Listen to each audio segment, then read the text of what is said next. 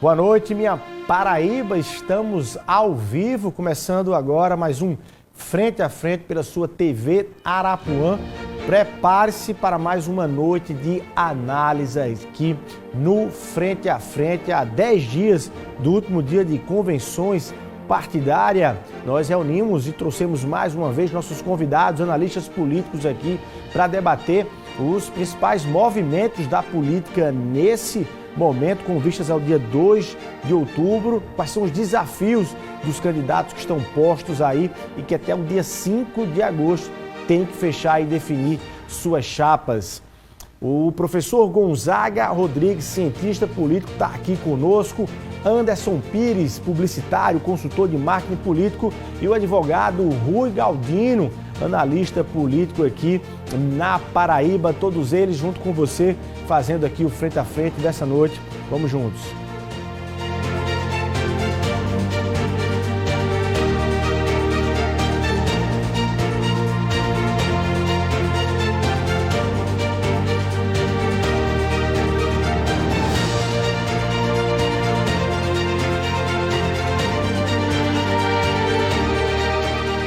Paraíba, muito boa noite, agora sim definitivo aqui, começando o Frente a Frente de hoje, para a gente mergulhar e destrinchar tudo no programa de hoje.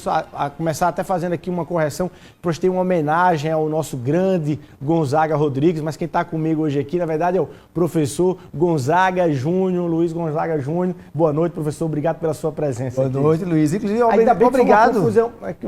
Obrigado pela homenagem ao Gonzaga Rodrigues, tá? Uma satisfação estar aqui com vocês. Bom demais. Anderson Pires, obrigado, boa noite. Obrigado a você, cara. Acompanha a homenagem. Bom demais. Rui Galdino, tá pronto hoje, Rui? Essa turma não veio para esfriar hoje não, viu? Não, obrigado, Luiz.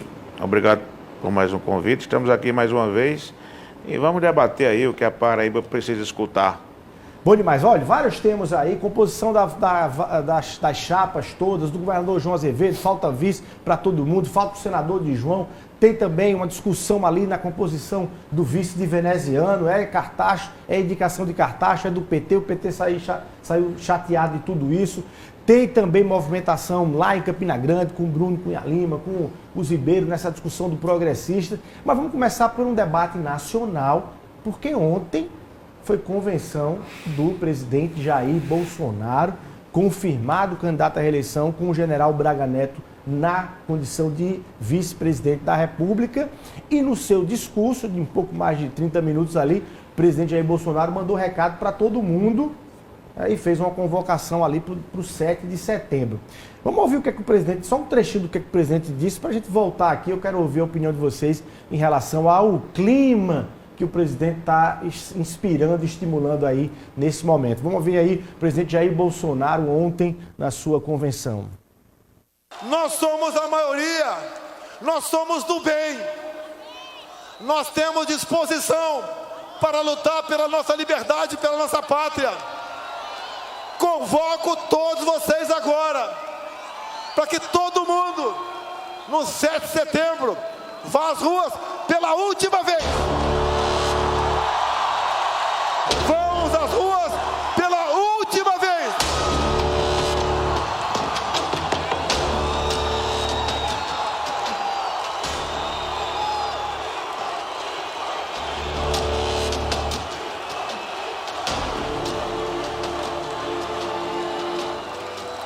Estes poucos surdos de capa preta têm que entender o que é a voz do povo.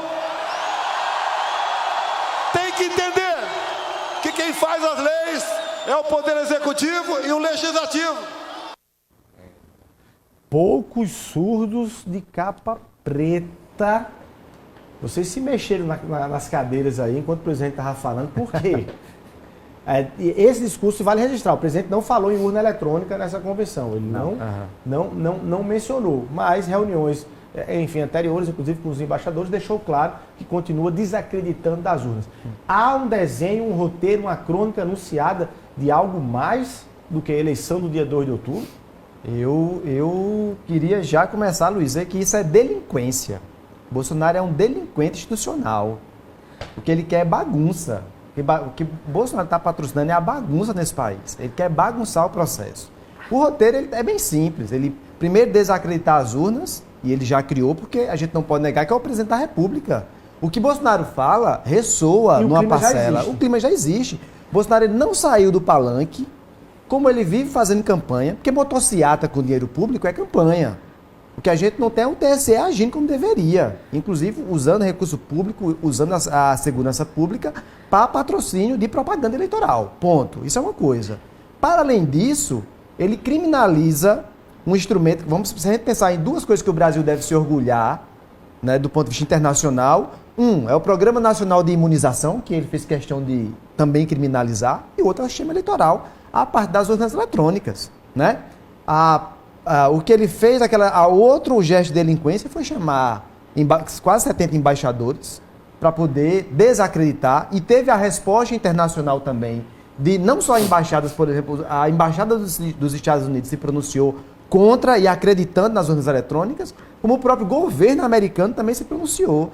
E esse gesto agora, mais uma vez, é convidando os radicais, os extremistas, que aqui eu queria até, muitas vezes, você sabe que eu sou fã dos programas de vocês e escuto todo dia, não dá pra gente comparar e dizer que são dois polos extremos, de nenhuma candidatura. Você tem um extremista que está patrocinando a bagunça, e o nome desse bagunceiro é Jair Messias Bolsonaro, infelizmente o presidente da República hoje. Mas tem extremista do lado da esquerda também, não tem, professor?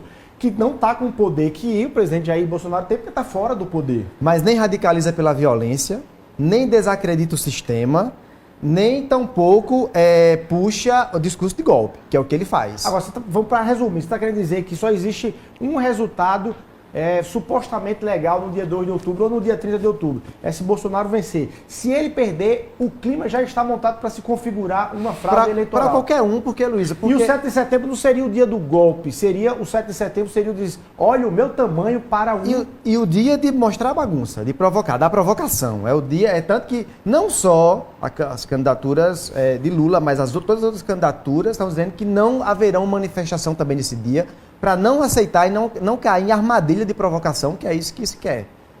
Criar a provocação, criar o caos para depois aparecer como... O que eu estou dizendo, Luiz, é que, não comparando apenas com a de Lula, Bolsonaro está de um lado isolado, puxando a bagunça e o extremismo, e você tem todas as outras candidaturas, a de Lula, Simone Tebet, Ciro Gomes, o Janones, todos se manifestaram em favor das urnas eletrônicas, do sistema eleitoral, porque todos, inclusive Bolsonaro, foi eleito dentro desse sistema, mas também apelando para...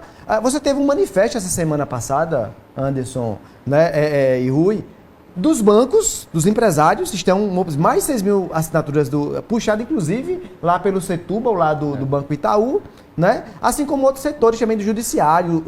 Acho que próxima semana, ou essa semana ainda, vários ex-ministros juristas do Brasil inteiro estão também puxando o manifesto em favor da democracia e do sistema eleitoral. Mas por que Bolsonaro está fazendo isso, então? Ele pega as pesquisas e olha e diz, só tem um caminho para você. Bagunçar essa coisa do resultado eleitoral. É isso?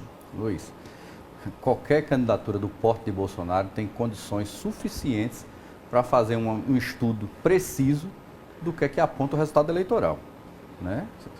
Até nós fizemos uma vaquinha aqui, a gente faz uma pesquisa com consistência para dizer qual é o prognóstico mais provável para as próximas eleições. Então, não tem como Bolsonaro apontar nenhum prognóstico, até aqueles que ele tem um grau de influência, vamos dizer assim, duvidosa, né, que ele tem a possibilidade de vitória.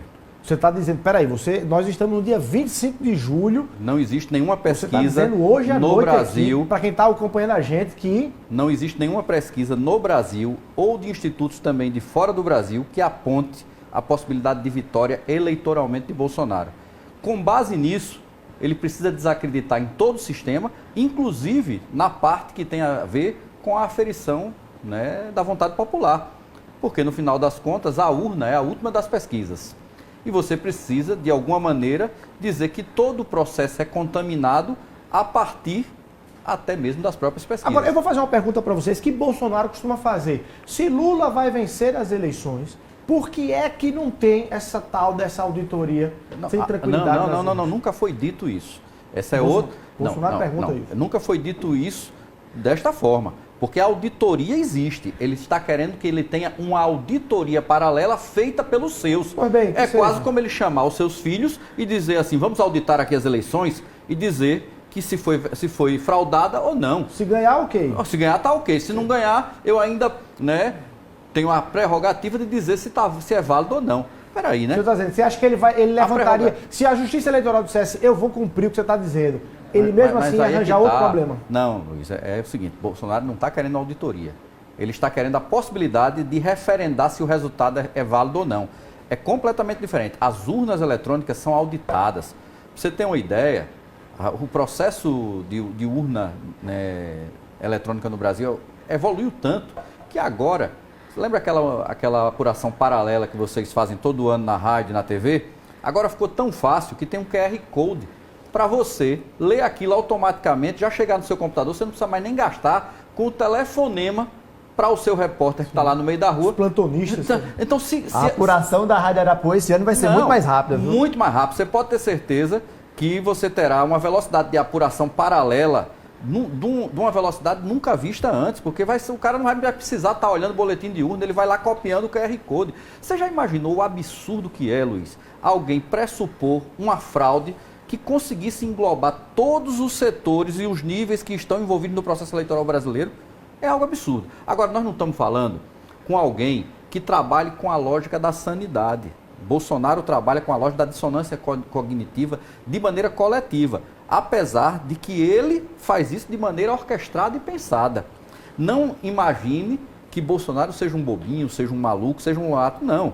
Ele é uma pessoa desprovida de caráter e de moral. Vou dizer por quê. De caráter... Aliás, todas as vezes que se pensa assim, ele avança. Ele avança, né? Então, o que acontece? Não dá para você achar que alguém que trabalha com a lógica de acabar com a credibilidade das vacinas, de questionar se a Terra é plana ou esférica e outros absurdos como a gente já viu aí, né, que a gente vai conseguir convencer quem consegue ser contaminado pelo discurso Bolsonaro que as urnas eletrônicas são o mecanismo mais seguro que se tem no mundo. As urnas eletrônicas brasileiras são o processo de votação mais seguro que se tem do mundo.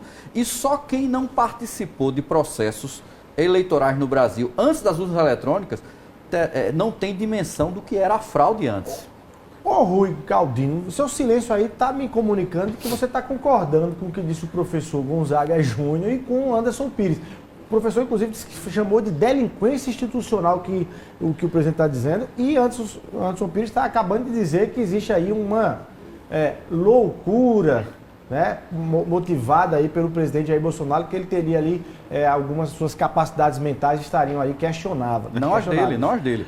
Ele entende que existe uma legião de pessoas que corroboram com essas sandices, né? E aí ele alimenta. E alimenta essas figuras, vai fazer mais ou menos como o Trump. Depois vai dizer, eu não falei isso não. Vocês é que entenderam errado. Não penso que será muito diferente não. Rui. Eu estava aqui escutando atentamente os colegas, Luiz, e com todo respeito à opinião dos dois, eu quero dizer que discordo completamente do que eles disseram. E pelo que eu estou vendo aqui, a nível nacional, o placar aqui é 2-1 para eles, né? Nós temos aqui 2 esquerdistas, né? E um direitista.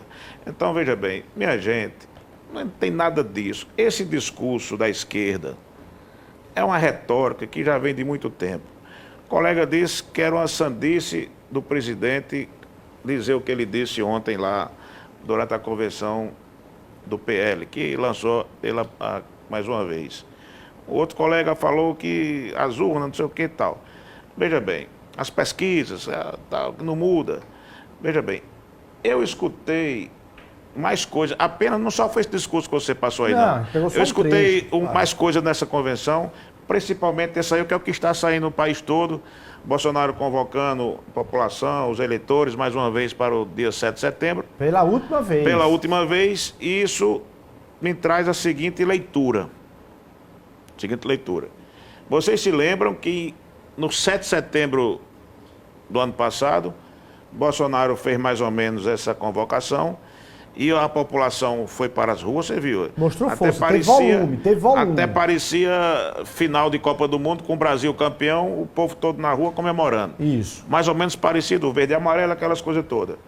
E Bolsonaro foi muito duro nos discursos na época, um ano atrás, E depois houve uma virada de posição dele de um dia para o outro. O presidente Temer... Houve o Michel Temer no meio. O Michel Temer foi na colocando o frente. Alexandre Eu Moraes. até critiquei, você sabe disso, teve um programa aqui seu que eu critiquei veementemente, porque eu apoio o discurso de Bolsonaro nesse sentido. Você achou que ele fraquejou? Eu achei que ele deu um ré que não deveria ter dado naquele momento. E ele sentiu isso. A reação dos eleitores, dos apoiadores em todo o Brasil, ele sentiu isso na pele.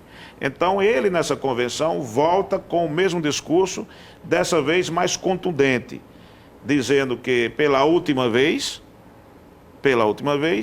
e também, entre aspas,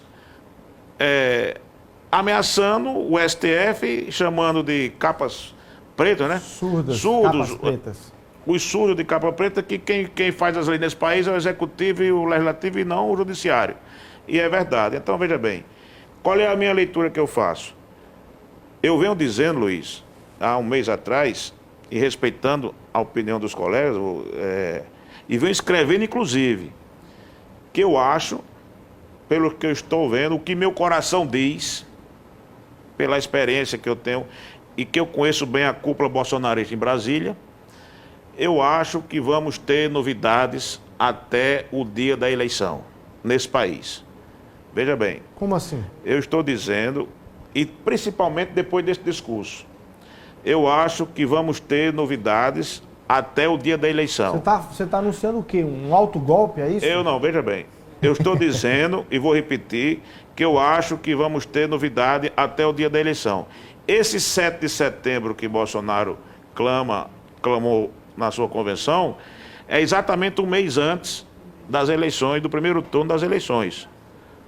Mais ou menos um mês antes. Isso. Mais ou menos um mês antes. Então, até lá, vamos ver como é que vai ficar esse quadro. O que não pode é o Brasil continuar esta bagunça, a esquerda, com todo o respeito, que tem muitos colegas da esquerda, pessoas inteligentes, corretas e direitas. Falaram aqui os xiitas de Bolsonaro. Ora, minha gente, o país todo, o Brasil todo, a gente sabe... Até esse nome xiita, ele não vem de Bolsonaro, ele vem dos radicais do PT, lá de trás. Nos governos do PT, onde havia bagunça nesse país, onde havia desordem, onde havia invasões, onde havia tudo que se não prestava. Eu ainda não entendi. Deixa eu concluir. Deixa eu concluir. Porque até agora você disse que discorda da gente, mas não falou de absolutamente nada.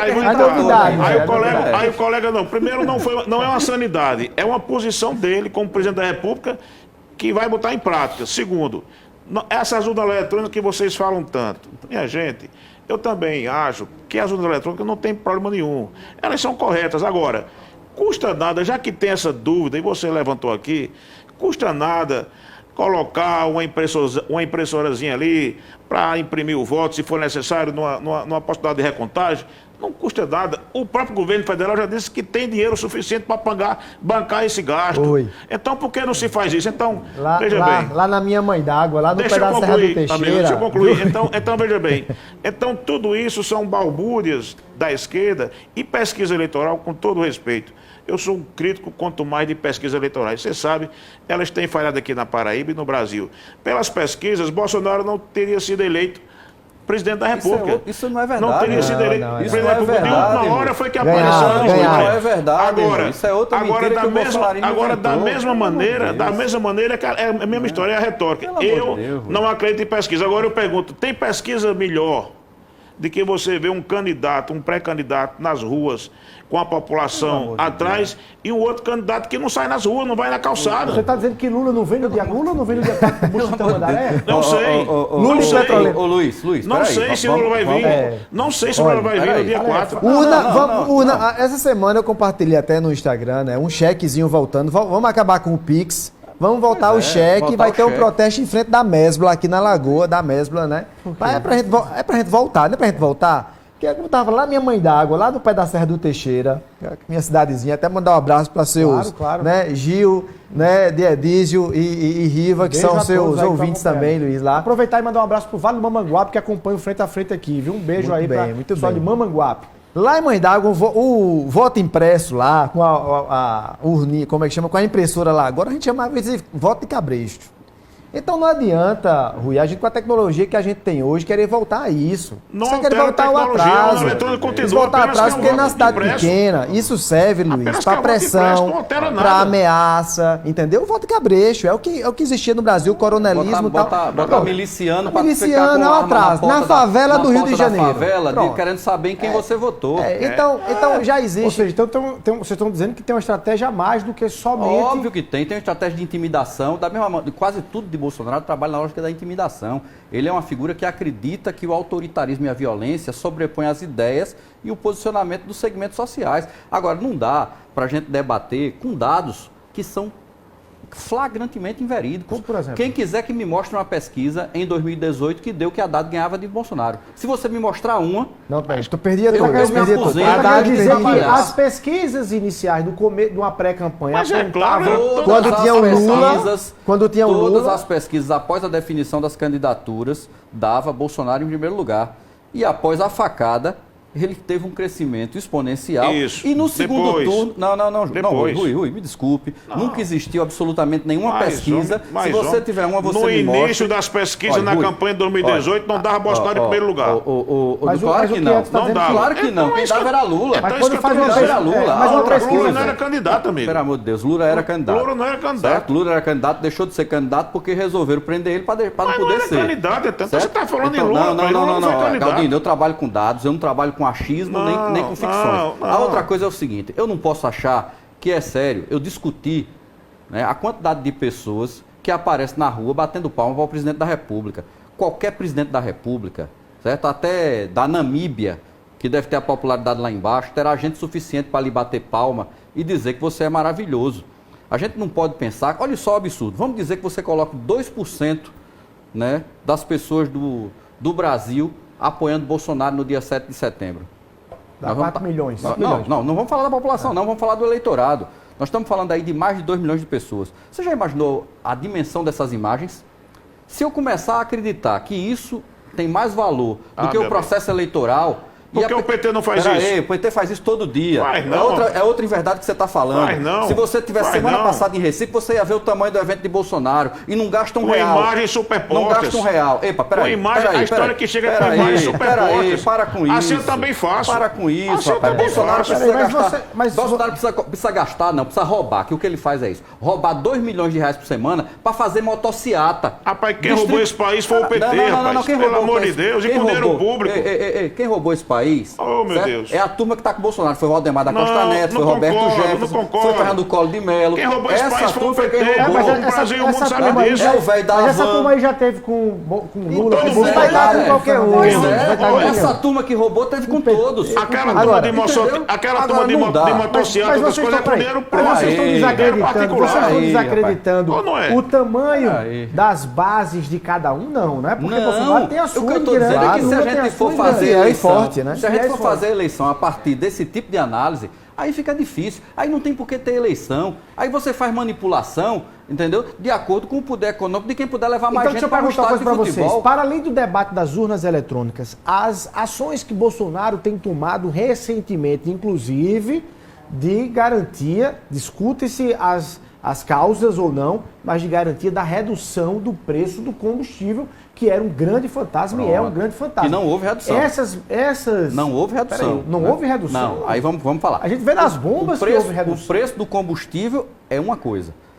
O preço de venda do combustível é outra. Mas O que tudo- interessa é o que Pronto, chega, o que pronto. chega no Não, bolso do o povo, que meu amigo. interessa, o que interessa, É o que Rui, chega no bolso o que do interessa, povo, Rui, é rapaz. que hoje Meu o Ministério Deus do da céu. Economia está pedindo a antecipação da distribuição dos lucros para utilizar Sim. a parte que é do governo para pagar o rombo que ele está criando e também para mandar o dinheirinho para fora do país. Por que não cortou R$1 do valor do combustível? Por que não mexeu com a PPI, com a política de paridade de preço internacional? Olha, Rui. É o discurso Rui, deixa eu- de não, sempre. Rui, deixa eu te contar esse uma coisa discurso, aqui, olha, esse Rui. discurso não adianta. Rui, deixa eu te contar uma coisa Quer dizer aqui. que Não, o preço do Rui, combustível não o problema é o baixou. seguinte, o problema, Rui, é o seguinte. Quer dizer que é o PP, Não, o povo não quer saber se é O preço do PPI ou combustível PPA ou baixou. PPU, não. O povo quer saber no bolso, não, rapaz. O preço do combustível tá baixou. baixando, tá O preço baixando. do combustível baixou, foi usurpando a população. Porque se você quisesse baixar o preço do combustível de maneira... Eu concordo que você pode cortar imposto. Esse seu discurso é uma retórica. Você está confundindo É uma retórica, cortar rapaz. impostos com Mas- reduzir o preço do Tá, combustível. mas Na o grande prática, grande debate é o efeito. As causas, elas podem ser questionáveis, mas o efeito é baixou o preço do combustível. Garantiu aí o Auxílio Brasil, que inclusive está antecipando de agosto. Baixou 600. De qual combustível? Da gasolina. Da gasolina apenas. Não baixou do diesel R$1. Sim, mas você acha que o pobre precisa de quê, Rui? Mas aí entrou o voucher do caminhoneiro. Mas o voucher é pro caminhoneiro. Inclusive com um absurdo. Olha só, o cara pode pobre anda de gasolina, de moto, lá no interior dele, não é a moto não é óleo diesel não, rapaz. O sistema produtivo do Brasil usa muito diesel. Você transporta alimento com diesel, você transporta coletivo com diesel. Mas vai baixar. O trabalhador precisa de diesel. O pobre precisa que o diesel baixe. Está provado que a inflação do mais pobre continua subindo. Está provado que o custo do alimento continua subindo. Mas a minha pergunta é, repito, independentemente das causas e da natureza, o efeito das medidas de Bolsonaro, inclusive de distribuição, de transferência de renda, de benefício social, vai surtir nas urnas, eleitoralmente, os efeitos... Pode haver uma tendência... Inclusive aqui no Nordeste. Nós já falamos sobre isso aqui. Foi a gente comentou acho no outro programa. De imediato, Luiz, é possível que haja uma tendência. A gente trabalha com tendência, não dá pra gente ter uma certeza disso. O que Anderson traz é sério porque o efeito sobre isso, eu estava acabando... Vim para cá ouvindo a entrevista do ministro das Minas e Energias. Antes estava tentando lembrar aqui que, por exemplo, o pagamento do auxílio para os motoristas de caminhão, os caminhoneiros, vai ser apenas por CPF, um auxílio de R$1.000. Né? Um tanque de uma carreta, para encher hoje, ela é R$4.500. R$4.500 para achar um tanque de uma carreta. Tem um amigo lá no Alto Mateus, amigo Luizinho, deve ter uns 5 caminhões. Para Luizinho, R$1.000, nem vai nem vem. Porque o efeito concreto, ele não tem como ele diminuir, por exemplo, o custo de frete. O custo de frete, ele continua aumentando. Quem está fazendo isso hoje era o ministro das Minas e Energias. Agora, o ministro do governo. Então, Luiz, acho que vamos a gente recuperar esse programa há 2 anos atrás. Né? Eu venho dizendo que Bolsonaro ele tem algumas características. Primeiro, ele é incapaz, ele é incompetente, e ele não tem condições porque ele está a serviço, o ministro da Economia do Brasil, ele está a serviço do grande capital. A gente estava comentando aqui, quem lucra nesse país é banqueiro, é investidor. É quem está investindo na Petrobras, por exemplo. Então, o efeito imediato, ele pode até ter ali uma determinada tendência. O que é que não vai acontecer? Por que o efeito prático, o efeito real do aumento, da diminuição do preço na bomba não vai ter um efeito prático na economia? Porque a gente teve essa redução do ICMS, criminoso para uma estado que nem a Paraíba, porque reduz investimento. Só em João Pessoa, Cícero estava comentando essa semana que a redução anual vai ser de 30 milhões. 30 milhões a menos no orçamento. A Paraíba estima ter uma perda de 1 bilhão. De 1 bilhão. 30 milhões no orçamento de uma cidade como João Pessoa é muito alto para deixar de receber. Aí você podia tirar esse 1 bilhão do especulador? Por que tem que tirar do Estado? Mas a minha pergunta esse debate é um debate para economistas. O que você está querendo saber? Eu quero saber o povo que para o carro no posto, a moto no posto, já disse. E está conseguindo colocar gasolina. Eita, está rendendo.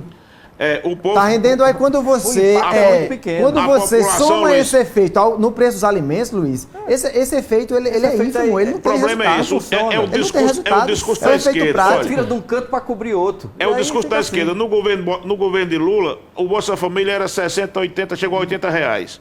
No governo de Bolsonaro, que mudou o nome para Auxílio Brasil, está 400 e vai para R$600. A turma da esquerda acha ruim isso, porque está pagando milhões. Olha, esse é o debate. Então os preços, você pergunta... Reduzir. Deixa eu falar. Então você chega no posto de gasolina e quer saber o seguinte, tá menos no bolso? Tá. É isso que a população interessa. Falaram aí em R$1.000 do motorista de diesel. Vamos fazer uma conta? Meu amigo, eu já vi que não é melhor economizar R$1.000 do que não economizar isso? Não, eu queria... É difícil porque Rui não apresenta um dado verdadeiro. Agora, dados. Então esses dados... Discurso de esquerda. Olha, eu queria só... É o discurso da esquerda. Discurso de esquerda. O discurso bolsonarista. Reduzir um cenário complexo como a gente está, de desemprego, de 36 milhões de pessoas que estão passando fome dizer que nesse momento. É o mesmo discurso de direita e esquerda. O país tem melhorado, rapaz. O país tem melhorado. Apelar para as pessoas que têm um mínimo de compromisso com esse país, com esse Estado, com a situação que nós vivemos hoje, Luiz. reduzir esse debate a um debate de esquerda e direita. Que não É um tem nada a discurso ver. pobre. Não, tô falando, é um eu tô falando debate de Bolsonaro e medíocre. Lula, então é Muito isso. tem que ser Deixa eu maior olhar, do a que gente Nós isso. estamos falando aqui, você falou que Bolsonaro e Lula estão falando é o quê? Não. Deixa eu dar uma avançada aqui. Lula, Vamos lá. dia 4, qual é o reflexo de vocês? Se você disser assim, quem está aqui acompanhando frente a frente vai saber o que é que vai rolar no dia 4 de agosto com Lula aqui em João Pessoa. Vai lotar aquela Busta-Mandaré, vai ser na paz, vai ter confusão, vai ter bomba daquelas coisas ou não vai ter? Vai ter o quê? Se vamos ter confusão, vamos começar por Rui. Vai ter confusão, Rui. Não, deixa eu dizer, olha, interessante. Eu tenho uma tese, olha, veja bem, eu respeito as opiniões dos colegas e principalmente de quem disse que vai trazer Lula para Paraíba no dia 4. Né? Eu acho que Lula não vem. Você acha que Lula eu já não disse vem? isso, inclusive Lá no no programa com podcast, você. isso, que amanhã eu tem- acho que Lula não vem no dia 4. Mas estão dizendo que Lula vem, tudo bem. Que venha. Hoje, uma pessoa me disse que uma das preocupações, caso Lula venha, é a questão da segurança. Porque aquele espaço lá do Busta-Mandaré está muito aberto agora, fizeram aquela praça lá, ficou muito bonito, agora é muito aberto.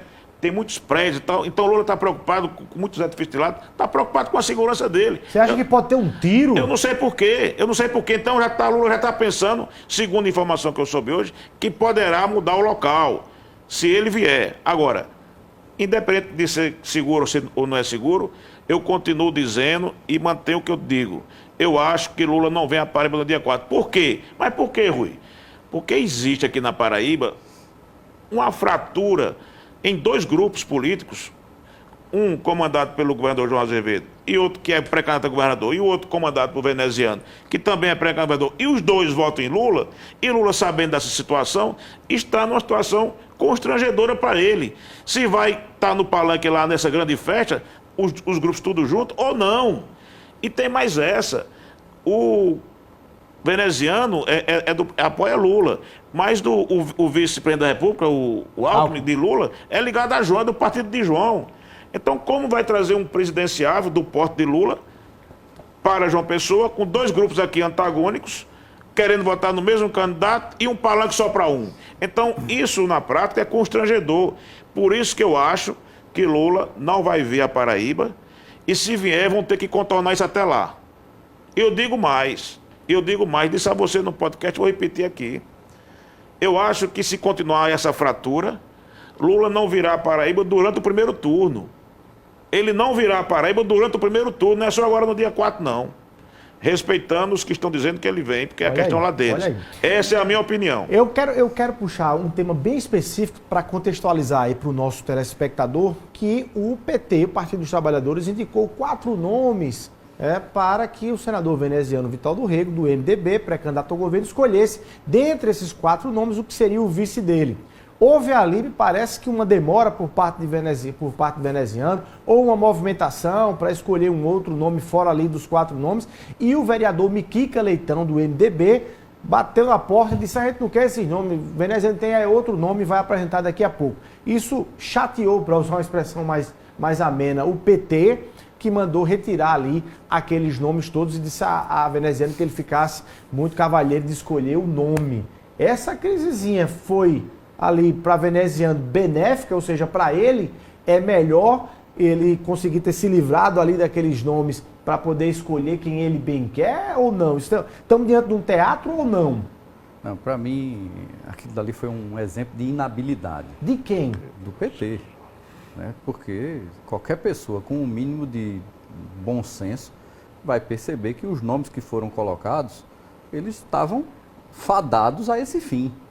Sem desmerecer, né, individualmente nenhum dos 4 nomes que foram ali colocados. Acho que nas suas atividades profissionais e na sua história são todas pessoas de valor, mas nós não estamos aqui, né, escolhendo alguém para ser membro da academia, ou para ser amigo, ou para tomar uma cerveja no bar. Para ajudar no voto. É para ajudar no voto e para que, de alguma maneira, isso sirva, né, eleitoralmente para a campanha para governador.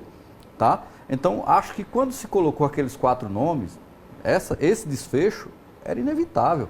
Porque vamos parar aqui para pensar, né? Se você realmente está querendo participar de uma eleição com possibilidade de vitória, o cargo de vice tem que ter algum efeito prático dentro desse processo. Ele não pode ser um cargo meramente figurativo, nem para você, de alguma maneira, colocar alguma cunha de grupamento político ou de tendência interna do PT. Não serve para isso. Ele tem que ter algum tipo de razão objetiva. Certamente, além desta questão, o veneziano também está avaliando suas fragilidades do ponto de vista eleitoral dentro do estado da Paraíba. As pesquisas que circulam, as pesquisas que foram feitas, tanto oficiais quanto não oficiais, mostram que existe uma fragilidade grande do, não vou chamar do candidato do PT, que no caso é veneziano, muito grande na Grande João Pessoa. E isso certamente é um motivador para que ele queira ter alguém na cidade de João Pessoa com maior peso. Tem pesquisas que mostram, inclusive, que ele estaria atrás de outros 3 candidatos. Né? Para não comprometer vocês aqui com a justiça eleitoral, nós não vamos... Porque também tem números de todos os lados.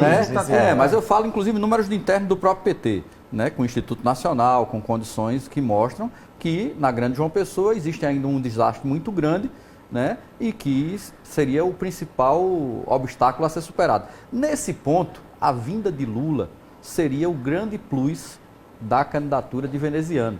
Se Lula tiver como ajudar veneziano, seria vindo para João Pessoa e lhe dando, né, uma roupagem e uma cara de maneira bem definida, dizendo aquele que quiser dar um voto, né, focado naquilo que representa a eleição de Lula, que vote em veneziano aqui na cidade de João Pessoa, aqui na Grande João Pessoa.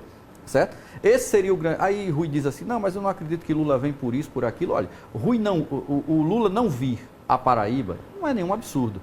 Por quê? Porque campanha não dá tempo de ir em todo canto. Eu falei no primeiro turno. Não, eu estou falando no primeiro turno, no segundo, qualquer turno. Já teve eleição que não veio ninguém do PT aqui na Paraíba. É verdade. Certo? Por quê? Porque nós representamos 1,7% do eleitorado. E na hora que você está querendo ganhar a eleição, voto é voto. Seja aqui... Vai nos maiores colégios eleitorais. E vai nos maiores colégios eleitorais. Então, se você tiver uma outra agenda, eu não vou fazer especulação que ele não vai vir aqui por conta de rachas ou por conta de conjecturas que a gente possa fazer em relação a existirem 2 candidatos. Não acredito também que político tem esse nível de constrangimento. O que move movimentos políticos é o pragmatismo político. E, em momentos eleitorais, é o pragmatismo eleitoral. Então, é isso que vai contar para a decisão de Lula de estar aqui no dia 4 ou não. E se vier, ele será um upgrade significante na campanha de veneziano, que hoje não consegue colar em Lula. Isso não existe. Do mesmo jeito que João Azevedo também não consegue. Se você para ver, vamos tratar aqui da única pesquisa oficial que foi divulgada. Quando você soma o voto dos candidatos à direita, né, eles têm mais voto do que Bolsonaro, e quando você soma dos candidatos do campo progressista ou à esquerda, tem muito menos voto do que Lula. Então tem voto aí que está indo para lugar errado, não tem? Sim. E precisa sim entender quais são os porquês disso, né? Acho que existe uma série de questões que podem ser revistas nas campanhas, existe um problema de posicionamento, existem alguns recalques, principalmente da parte do governador João Azevedo, que se eu fosse ele, eu ia lá em Pernambuco fazer um estágio com Marília Reis, para ver como é que a pessoa cola em Lula, mesmo com o PT não querendo. Porque o PT tenta empurrar ela todo dia. Inclusive, antes, me permita, um adendo que você fez num programa atrás, que aí, do ponto de vista da priorização, você lembrava aqui, recuperar aqui uma frase sua, que me parece que a prioridade do PT da Paraíba não é com Lula. Não é com Lula. Né? A prioridade do PT da Paraíba é muito mais trazer à tona Ricardo Coutinho. E corrobora com essa questão dos 4 indicados. Sim, claro, exatamente, porque você traz aí 4 indicados, aí, com todo respeito aos 4, mas inexpressivo do ponto de vista eleitoral, né? Mas que coloca aquilo como uma pré-condição, inclusive com uma fala até, de certa forma, constrangedora ali do presidente Jackson Macedo, em relação à posição de veneziano, de Miquica também, né? Está dizendo, é Miquica que está agora indicando o vice. Mas eu acho que passa por aí sim. Então, ou seja, porque, vamos lá, Luiz, se a prioridade do PT da Paraíba, da direção do PT da Paraíba, fosse eleger Lula, não estava disputando palanque único. A gente quer aqui 10 palanques para Lula. Quem quiser que apareça. Apareça, estamos apoiando, mas nós temos o nosso palanque aqui, nossa coligação aqui majoritária. Isso é um ponto, né? Mas querer um palanque exclusivo, porque vamos lá. Eu acho que já Lula se falou até em ação na justiça para barrar o uso da imagem. Uso da de Lula. imagem, não tem como, porque quê? Alckmin é o vice da Não, chapa majoritária João, nacional. não tem como. Do ponto de vista legal, Então, Mas eu isso não aí, falo nem do barrar. resultado, eu Mas falo da eu inspiração. agora- de usar a imagem, né? de Ô, proibir. Luiz, interessante. Eu agora vou dar aqui uma de advogado do diabo para defender o PT da Paraíba. Os colegas de esquerda não estão mais nem sabendo o que estão dizendo. Veja bem, o PT da Paraíba, lógico que tem interesse demais, todos eles, as esquerdas, de eleger Lula presidente. Tem. Tem também interesse demais de eleger Ricardo Coutinho senador. Tem. E, logicamente, vai ter também querer eleger o governador da Paraíba, que não é do PT, é do MDB, mas que todos estão juntos. Agora, fala-se em Miquica Leitão. Veja bem, o vereador Miquica Leitão, ele é secretário do MDB. Sim. Ele tem força dentro do diretório, ele tem voto, ele está colado dia a dia na campanha de Veneziano e de Lula e de Ricardo aqui no Estado. E quando ele dá uma opinião daquela, é porque ele sabe o que está fazendo, ele sabe o que está dizendo.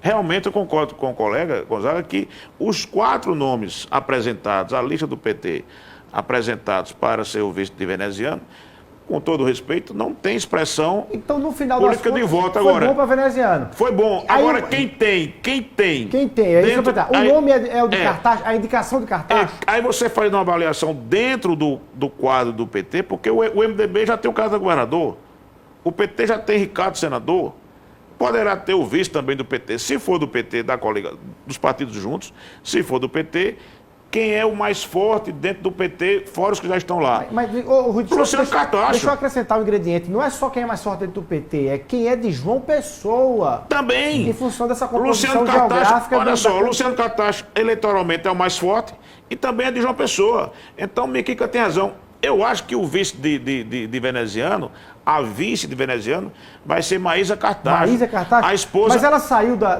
ela está no processo de desincompatibilização. Ela Não, cumpriu. ela não precisa, ela né? não ocupa cargo ou ela de não chefia. ocupa, ela não nem- ocupa- não, mas ela é servidora. Ela estaria elegível para esse Maísa cargo, é Cartacho, isso? Maísa Cartacho. Agora, e outra coisa, e o MDB, veja bem, o MDB tem outro detalhe aí, dentro desse grupo todo. O PT deverá fazer um federal ou 2 no grupo lá deles. O MDB, se fizer, só faz um. Só faz um. E quem é que está lá na frente de tudo isso para ser o eleito? Do grupo que está lá, a matemática deles, é o próprio vereador Miquica Leitão, que é candidato a deputado federal. Então, ele sabe o que está fazendo. Então, esse é o caminho. Esse é o caminho. Vai ser Veneziano, que já é candidato a governador, Ricardo senador e talvez Maísa Cartacho, A vice-governadora. debilidade- Eu preciso pedir aqui um intervalo para a gente voltar, porque tem aí, e trago no próximo bloco aqui já vou até fechar aqui, uma novidade em relação ao vice. Não, mas vamos falar mais sobre isso. Vamos, a gente volta e trata desse tema. Rapidinho, 1 minutinho só e a gente volta aqui no Frente a Frente, já esquentando as baterias das eleições 2022. 1 minutinho só.